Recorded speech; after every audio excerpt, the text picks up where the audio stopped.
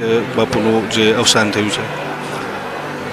બાપુની પૂર્ણ ઉંમર હતી અને અમારા ગુરુ પીર સદગુરુ આખી પરંપરા ગુરુ મહારાજ ગોરક્ષનાથજીથી જોડાયેલી વણાયેલી છે. એટલા બધા બળવાળા પુરુષો આ પરંપરાને મળ્યા છે. વલ્કુ બાપુ છે, નિર્મળાબા છે, પછી પૂર્વ વડાવા અમારા જે ગુરુ પીરો જે હતા, વડ પીરો જેને કહેવામાં આવે, એની એક વાત, એક વચન જેને એવું સરસ મઢીને આપ્યું છે કે તમારે આ કરવાનું છે, બધું હાલ્યા કરશે.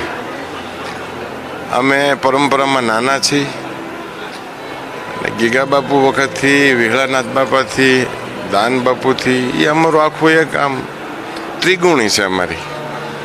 ત્યાં કોઈને કાંઈ થાય તો અહીંયા અમારું હૃદય દુખાય, અહીંયા અમને કાંઈ થાય તો આ બે પીર પુરુષોને આખું વિની થાય. આ એ અમારી વણાયેલી પરંપરા છે. અમે ઘડીક આગળ ન રહી શકીએ એવી પરિસ્થિતિમાં બાપુ દેહ વિલય કર્યો છે. દુઃખ તો થાય, ખાલીપો લાગે.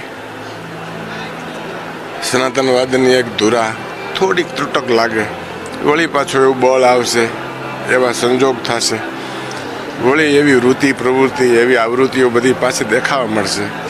શામજી બાપુ છે, આગળ ગુરુ પીરો છે, કરમણ બાપુ છે, ગીગા બાપુ છે, દાન બાપુએ કાંઈક મીઠી વાત કરીને અહીં મોકલ્યા છે. એ મીઠી વાત પાછી ભળી જાય. આ શુભ સંદેશોને આ પરંપરાને બધા ખૂબ પ્રેમ કરે. બસ આ પરંપરાને ખૂબ પ્રેમ કરે. અમે બધાને પ્રેમ કરીએ છીએ. અમને ક્યાંય હુગ નથી ચડતી કોઈની. એને અમે દેહાણ કહીએ છીએ. એને અમારી સનાતન પરંપરા કહીએ છીએ.